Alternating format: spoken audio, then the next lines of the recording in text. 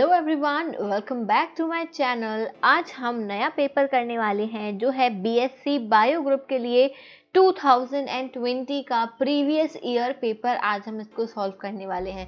तो जैसा कि आप सभी अभी फॉर्मेट अब समझ गए होंगे कि आपको यहाँ पे 100 क्वेश्चंस दिए जाते हैं जिसके लिए आपको 2 आवर्स का टाइम मिलता है। उन 2 घंटों में आपको ये पेपर करना पड़ता है। साथ ही मैक्सिमम मार्क्स जो होते हैं वो 200 होते हैं। दैट मीन्स कि for each correct answer you will be awarded with 2 marks. ठीक है, and there is no negative marking. यहाँ पे नेगेटिव मार्किंग नहीं होती है, कोई नेगेटिव मार्किंग यहाँ पर नहीं होती है। तो आपको सभी क्वेश्चंस जो हैं वो अटेम्प्ट करने वाले हैं।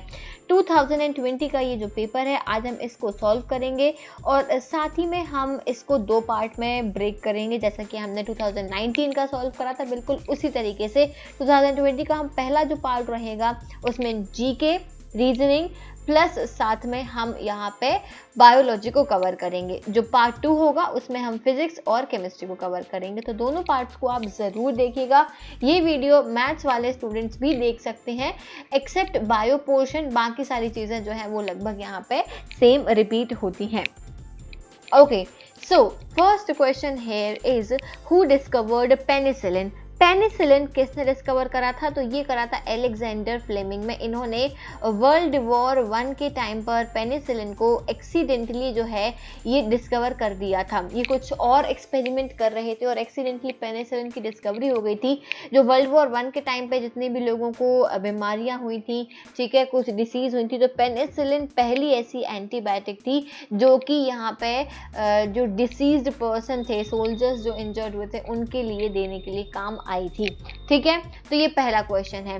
क्वेश्चन नंबर 99, हम पूरा रिवर्स में चलेंगे। पहले हम यहाँ पे ये कर लेते हैं, which colour is in the centre of the rainbow.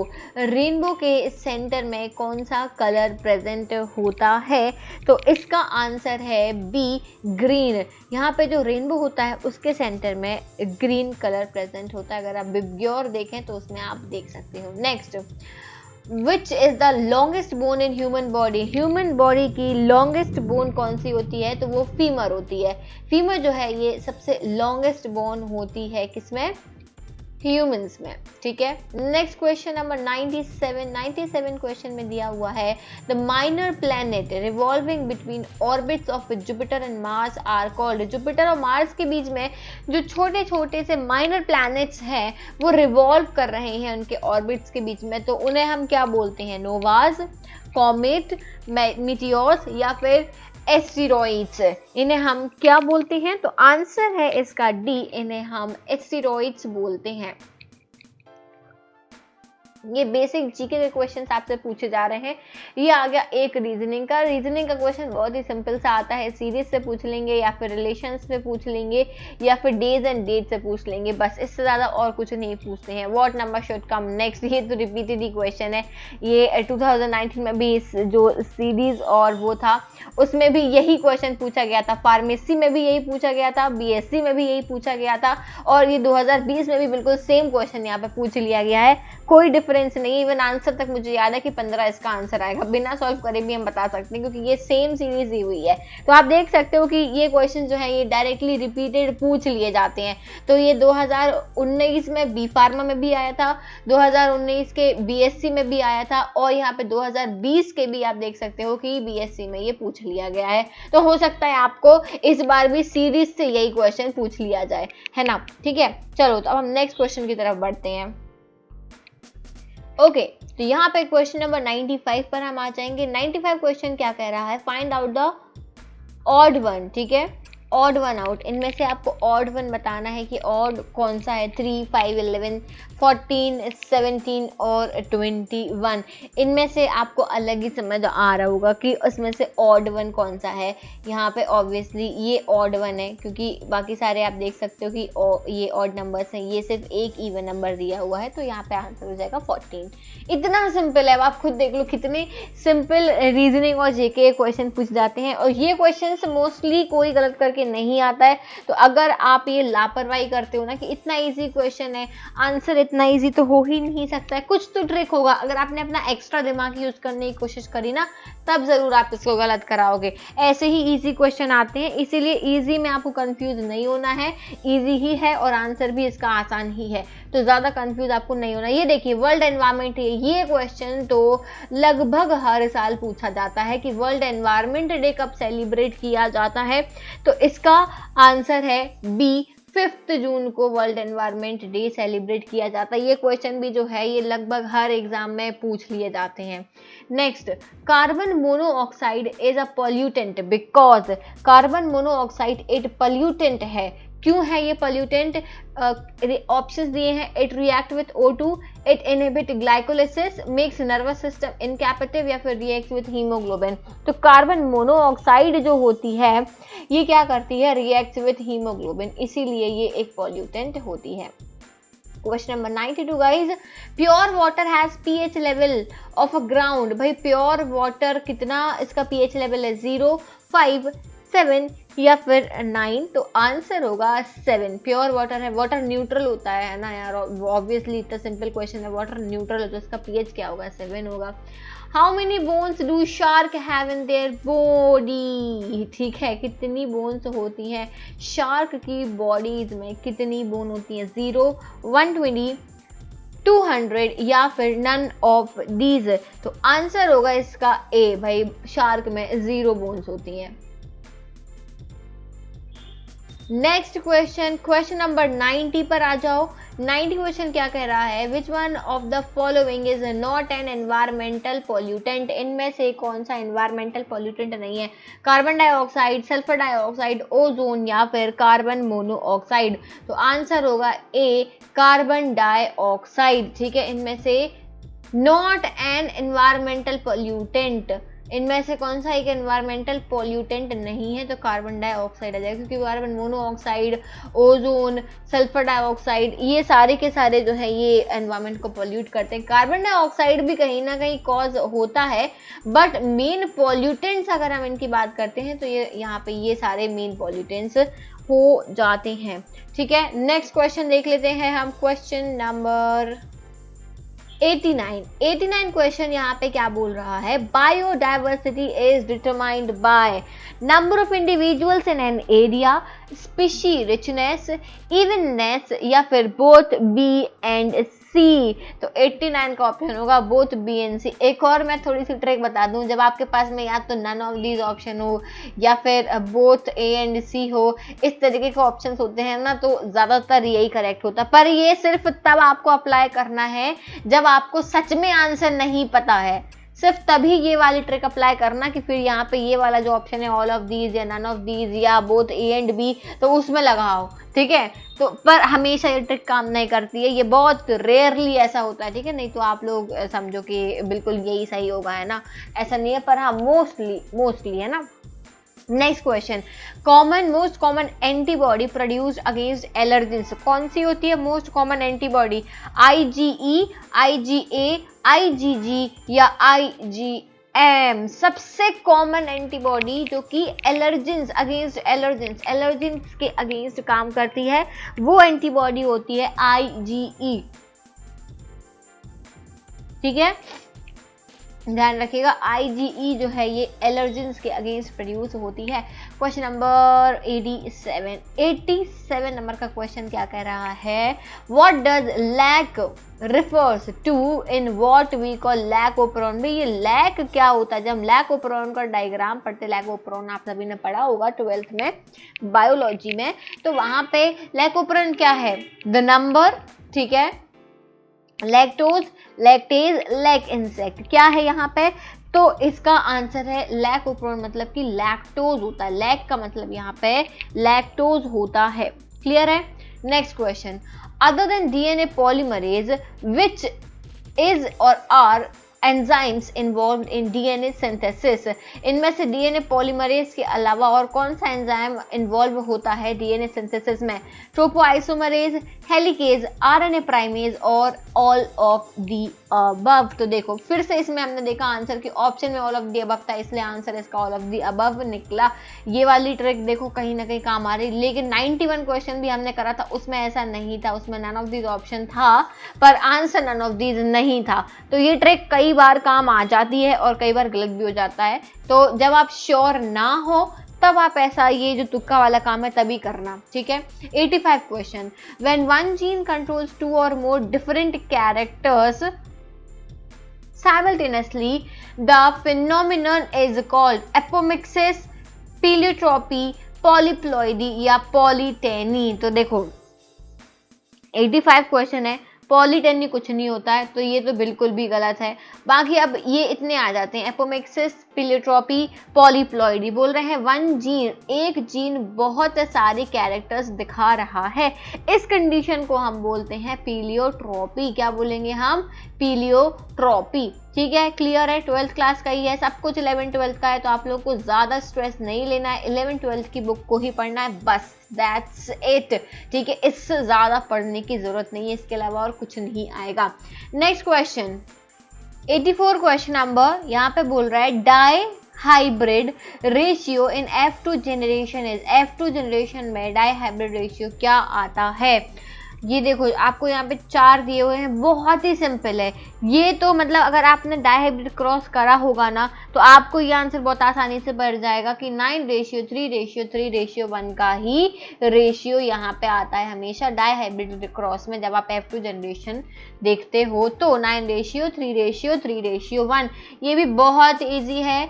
ठीक है, आपने 12th क्लास में जो मेंडेलियन क्रॉसेज हैं, ठीक है, मेंडल साहब ने जो करे थे क्रॉसेज, अगर वो चैप्टर आपने ध्यान से पढ़ा, उन्होंने मोनोहाइब्रिड और डाईहाइब्रिड दोनों तरीके के क्रॉसेज करे थे, पी प्लांट के ऊपर उन्होंने करे थे और कुछ इस तरीके के रिजल्ट्स निकाल के दिए थे जो हमेशा सेम रहते हैं, रेशियो कभी चेंज नहीं होता है। ठीक है, तो उसका रेशियो हमेशा याद रखिएगा, डाईहाइब्रिड क्रॉस में यही आता है। Next question number 83, the sole mechanism for water absorption by renal tubule is active transport, osmosis, co-transport with sodium ion, co-transport with bicarbonate ion। Water absorption जब होता है रेनल ट्यूब्यूल्स में तो वो क्या होता है? इसका आंसर होगा बी, ऑस्मोसिस। क्या होता है ये? ऑस्मोसिस होता है। Next question number 82, basic functional unit of human kidney is nephron, nephridia, pyramid या Henle's loop. Basic functional unit human kidney की बेसिक फंक्शनल यूनिट क्या? ये भी इजी है, नेफ्रॉन। ध्यान रखिएगा ये क्वेश्चन रिपीटेड है, ये वाला क्वेश्चन रिपीट किया गया है, ध्यान रखना, ये आपसे अभी भी पूछा जा सकता है। ठीक है, basic functional unit of human kidney is nephron. Next, blood group AB has no antigen, no antibody, neither antigen nor antibody, both antigen and antibody। Blood grouping से हमेशा क्वेश्चन आए हैं, हमेशा क्वेश्चन आए हैं, तो आपको ये ब्लड ग्रुपिंग वाला जो टॉपिक है वो बहुत ध्यान से पढ़ लेना है। AB ब्लड ग्रुप में क्या होता है? क्वेश्चन नंबर 81, तो इसमें कोई एंटीबॉडी नहीं होता। AB ब्लड ग्रुप जो होता है उसमें कोई भी एंटीबॉडी प्रेजेंट नहीं होता है। Question number 80, the volume of air breathed in and out during normal breathing is called। देखो जितना आपने एयर ब्रीद करा है, ठीक है, और फिर बाहर छोड़ा है नॉर्मल ब्रीदिंग के टाइम पे, तो उसको हम क्या बोलते हैं? Normal breathing. जब हम नॉर्मल ब्रीद कर रहे हैं, ये 11th क्लास से है, ध्यान रखिएगा, 11th क्लास में जो रेस्पिरेटरी वाला चैप्टर है उसमें से है, रेस्पिरेशन इन ह्यूमंस। तो एक बार ध्यान से पढ़ लेना कि कैपेसिटी जो है, ठीक है, कैपेसिटी, लंग्स कैपेसिटी हमने पढ़ी थी, उसमें उसको हम क्या बोलते हैं? Vital capacity, inspiratory reserve volume, expiratory reserve volume या टाइडल वॉल्यूम। ठीक है, इवन मेरे आपको बायो के वीडियोस मिल जाएंगे, ठीक है, अगर आप सर्च करेंगे चैप्टर वाइज तो आपको मेरे नाम से आप जब सर्च करेंगे तो आपको यहाँ पे वीडियोस मिलेंगे। तो अगर आप इवन पढ़ना चाहते हो, रिवाइज करना चाहते हो तो आप सर्च कर सकते हो। पूरी बायोलॉजी 11th की और 12th की मैंने ऑलरेडी यूट्यूब पर पढ़ा रखी है। ठीक है, चलिए, तो 80 का आंसर क्या होगा? इसको हम बोलते हैं यहाँ पे टाइडल वॉल्यूम। क्या बोलेंगे हम? Tidal volume. जो नॉर्मल ब्रीदिंग हम करते हैं, नॉर्मल हमने सांस ली, सांस छोड़ी, उसको हम टाइडल वॉल्यूम बोलते हैं। Is that clear everyone? Let's move to another question. Okay तो अगला क्वेश्चन यहाँ पे क्या कह रहा है, क्वेश्चन नंबर हम 80 क्वेश्चन कर चुके हैं, 79 पर आना है। मैं 79 क्वेश्चन क्या कह रहा है, which one of the following is matching pair of substrate and its particular digestive enzyme. Match the following, pairing करनी है, starch maltose, lactose rennin, maltose steapsin, casein और काइमोट्रिप्सिन। बताइए कौन सी मैचिंग जो है ये बिल्कुल सही दी हुई है। 79 क्वेश्चन नंबर 79, तो यहाँ पे स्टार्च और माल्टोज की जो जोड़ी है वो बिल्कुल सही दी हुई है। Next question everyone, question number 78, which one of the following is a long day plant. इनमें से कौन सा लॉन्ग डे प्लांट होगा, बाजरा, सोयाबीन, टोबैको या फिर wheat. 78 question everyone, try to solve this out. क्या होगा इनमें से लॉन्ग डे प्लांट, जैसे सबसे लॉन्ग डे, देखो दो तरीके के प्लांट्स होते हैं, एक होते हैं शॉर्ट डे प्लांट्स, एक होते हैं long day plants.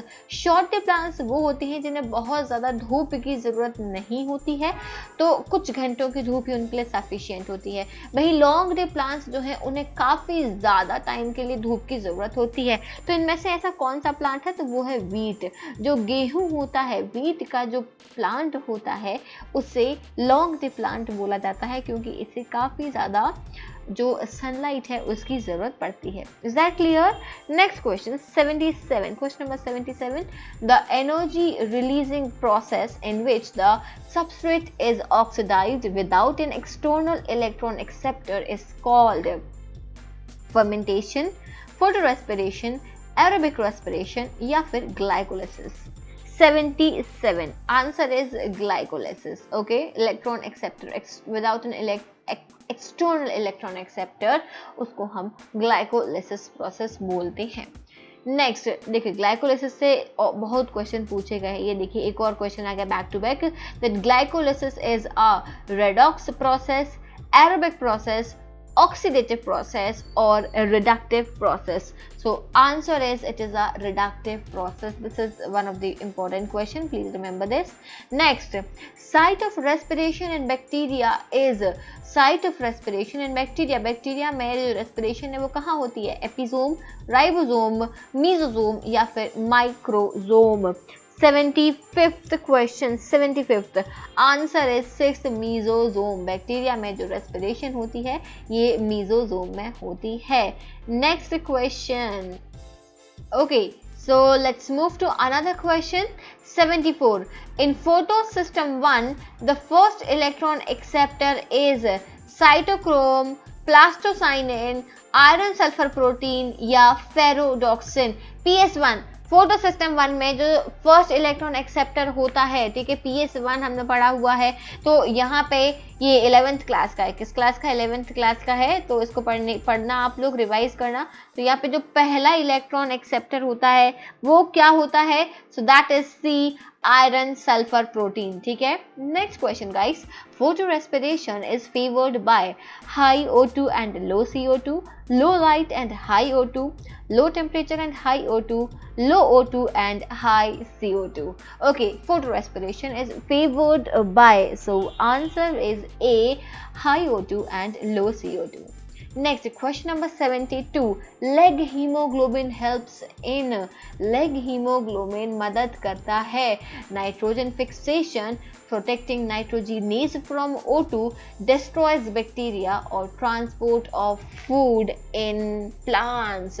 Leg hemoglobin में मदद करता है नाइट्रोजन फिक्सेशन में, नाइट्रोजिनेज को O2 से बचाना, ठीक है, बैक्टीरिया को नष्ट करता है, पौधों में भोजन का परिवहन। क्या है इसका answer?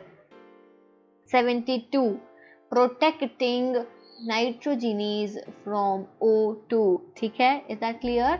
Next question 71, stomata open and close due to, okay this is a easy question. Stomata जो है, स्टोमेटा के खुलने और बंद होने के कारण क्या है, ठीक है, circadian rhythm, genetic clock, pressure of gases inside the leaves or turgor pressure of guard cells? Now this is the easy question. Answer is यहाँ पे guard cell जो होती है basically वही काम कर रहे होते हैं स्टोमेटा की opening में और closing में. Is that clear? Next 70, question number 70. During cell division, spindle fibers attached to chromosome at the region what is the region called? Region पूछ रहे हैं कि स्पिंडल फाइबर जब क्रोमोसोम से अटैच होते हैं तो वो किस रीजन पे अटैच होते हैं? क्रोमोसेंटर, काइनेटोकोर, सेंट्रियोल या chromomere? 70th question number 70th का आंसर होगा बी, काइनेटोकोर पर जाके यहाँ पे स्पिंडल फाइबर जो होते हैं वो अटैच हो जाते हैं क्रोमोसोम में. Is that clear? Shall we move to another question? Okay, question number 69 question की हम बात कर लेते हैं. Microtubules are absent in, microtubules किस में एब्सेंट होते हैं? माइटोकॉन्ड्रिया, फ्लैचेला, स्पिंडल फाइबर या सेंट्रियोल? तो माइक्रोट्यूब्यूल एब्सेंट होते हैं माइटोकॉन्ड्रिया में. 68 nucleolus is the site of formation of, nucleolus कहाँ बन रहा है? Spindle fibre, chromosomes, ribosomal subunit या पेरोक्सीजोम? कहाँ पर प्रेजेंट होंगे? आंसर होगा सी, राइबोसोमल यूनिट. ठीक है, राइबोसोमल यूनिट पर nucleolus is the site of formation, यहाँ पर राइबोसोमल सब यूनिट्स बनाता है. 67 companion cells are thin parenchymatous, enucleated cells, thick sclerenchymatous nucleated cell, thin parenchymatous nucleated cell, thick collenchymatous and nucleated cell. देखिए ये वाला chapter वैसे तो अभी जो नए स्टूडेंट्स हैं इसी साल जो पास आउट होके आए हैं तो उन्हें ये क्वेश्चन थोड़ा टफ लग रहा होगा, क्योंकि ये जिस चैप्टर से है, क्लास 12th के जिस चैप्टर से है, वो चैप्टर यहाँ पे डिलीट कर दिया गया है. लेकिन आपसे यहाँ एंट्रेंस में पूछा जाएगा, डिलीटेड पोर्शन से ही पूछा जाएगा, क्योंकि यहाँ पे डिलीटेड पोर्शन क्या है क्या रहा है उससे फर्क नहीं पड़ता. 11th-12th का सारा सिलेबस जो है उससे पूछा जाएगा. तो कहीं ना कहीं थोड़ा सा डिसएडवांटेज इस साल के बच्चों को होने वाला है कि उन्हें सिलेबस डिलीट कर दिया गया. लेकिन जितने भी कॉम्पिटिटिव एग्जाम्स होने वाले हैं वहाँ से कहीं से भी कोई सिलेबस में डिडक्शन नहीं हुआ है, तो इसीलिए ये प्रॉब्लम सभी को आने वाली है. तो बताइए क्या होगा? 67 का आंसर होगा C, thin parenchymatous nucleated cell. Question number 66 देखिए. In gymnosperms ovule is naked because, ovule naked क्यों होता है? Ovary is absent, integument is absent, perianth is absent और nucellus is absent. Question number 66 इसका आंसर क्या होगा? 66 का आंसर होगा ए, ओवरी वॉल इसमें एब्सेंट होती है, इसलिए जिम्नोस्पर्म में जो ओव्यूल होता है वो नेकेड होता है. Okay, next question. तो क्वेश्चन नंबर हम किस पर आ चुके हैं? क्वेश्चन नंबर, अरे हमने कितने क्वेश्चंस कंप्लीट कर लिए हैं? We have completed 66 question. अब हमें करना है question number 65. Okay, so is that visible on the screen? Yes, this is visible. How many meiotic divisions would be required to produce 101 female gametophyte in an angiosperm? कितने? Okay, this is the repeated question guys, please note it down. This is the repeated question. यहाँ पे अगर 101 female gametophyte बनाने हैं तो कितने यहाँ पे किसकी मियोटिक डिविजन्स की जरूरत पड़ेगी? क्वेश्चन नंबर 65 ये रिपीटेड है. जितने आपको यहाँ पे फीमेल गैमेटोफाइट बनाने हैं उतने ही मियोटिक डिविजन्स की जरूरत पड़ेगी. ठीक है, तो इसका आंसर 101 है. बिल्कुल सेम क्वेश्चन जो है ये पिछले साल भी पूछा गया था. दैट मीन्स 2019 और 2020 में ये क्वेश्चन रिपीट हुआ है. So there are chances of कि ये क्वेश्चन इस बार भी रिपीट हो सकता है. Next question number 64. Capsid is genetic material of virus, protein cover of virus, extra genetic material of bacterium, house keeping genome of bacteria. तो कैप्सिड भी हमें पता है कि कैप्सिड क्या है. Question number 64. कैप्सिड जो होता है ये वायरस का प्रोटेक्टिव कवर होता है, जो आउटर लेयर होती है जो वायरस को प्रोटेक्ट करके रखती है, चाहे वो कितनी भी हार्श कंडीशंस में ही क्यों ना हो. ठीक है, तो आउटर कवरिंग होती है जो प्रोटेक्ट करती है वायरस को, प्रोटेक्टिव कवरिंग जिसे बोल सकते हैं. Next question. Which of the following statement about the mycoplasma is wrong? Mycoplasma को लेकर कौन सा रॉन्ग है? They are a type of virus, they are are sensitive to penicillin. They are cause diseases in plant. They are also called pleuropneumonia like organism, PPLO भी बोलते हैं मैंने। तो 63 का जो करेक्ट आंसर है that is A, they are type of virus. ये यहाँ पे रॉन्ग पूछा है, रॉन्ग गलत कौन सा है, तो ये तीनों इसके बारे में सही दिए हुए हैं, ये रॉन्ग है इसीलिए राइट ये है, ठीक है। नेक्स्ट गाइस 62, सिर्फ 2-3 क्वेश्चन ही बचे हुए हैं, 60 तक करेंगे हम। इसके बाद में पार्ट 2 में हम फिजिक्स और केमिस्ट्री करेंगे, ठीक है। ये पार्ट 1 ही इतना ही रहेगा। 62, all members of different species of plants and animals present in a particular area make a population, community, ecosystem या फिर बायोस्फीयर। बताइए 62 का आंसर है बी, ये एक कम्युनिटी बनाते हैं। क्या बनाएंगे? कम्युनिटी। नेक्स्ट क्वेश्चन नंबर 61 की हम बात कर लेते हैं। 61 क्वेश्चन क्या कह रहा है? Taxonomic hierarchy refers to. Taxonomic hierarchy का मतलब क्या होता है? First chapter of class 11th के फर्स्ट चैप्टर में से ये क्वेश्चन पूछा गया है। Step wise arrangement of all the categories for classification of plants and animals, a group of senior taxonomist who decide the nomenclature. नहीं, ये तो बिल्कुल ही नहीं हो सकता है, बिल्कुल ही नहीं। A list of botanist and zoologist, बिल्कुल नहीं। Classification of species based on fossil record, तो ये भी बिल्कुल गलत दिया हुआ है। आंसर होगा ए, स्टेप वाइज अरेंजमेंट सारे कैटेगरीज का, ठीक है। Species, genus, order, family, class, ठीक है, फाइलम, ये पूरा जो होता है, जो ऑर्डर होता है वो इसको टेक्सोनॉमिकल हायरार्की बोलते हैं। Is that clear? तो हमने यहाँ पे क्वेश्चन नंबर 61 से लेके 100 क्वेश्चन को कवर आज कर लिया है, ठीक है। और अगले पार्ट में हम इसके पहले के क्वेश्चंस करेंगे, दैट मीन्स क्वेश्चन 1 से लेके हम 60 तक के क्वेश्चंस जो हैं वो नेक्स्ट पार्ट में कवर करने वाले हैं। अगर आपको ये वीडियो पसंद आया है तो लाइक करिए, और आपको जिस क्वेश्चन में डाउट लग रहा है उसको आप कॉमेंट सेक्शन में आप पूछ सकते हो, मैं उसका आंसर आपको डिटेल्ड में ज़रूर दूंगी। और साथ ही में आप वीडियो को शेयर करना मत भूलेगा, और please to subscribe to my channel, and I'll see you soon in the next video. Till then, stay tuned, stay safe, and take care. Bye bye.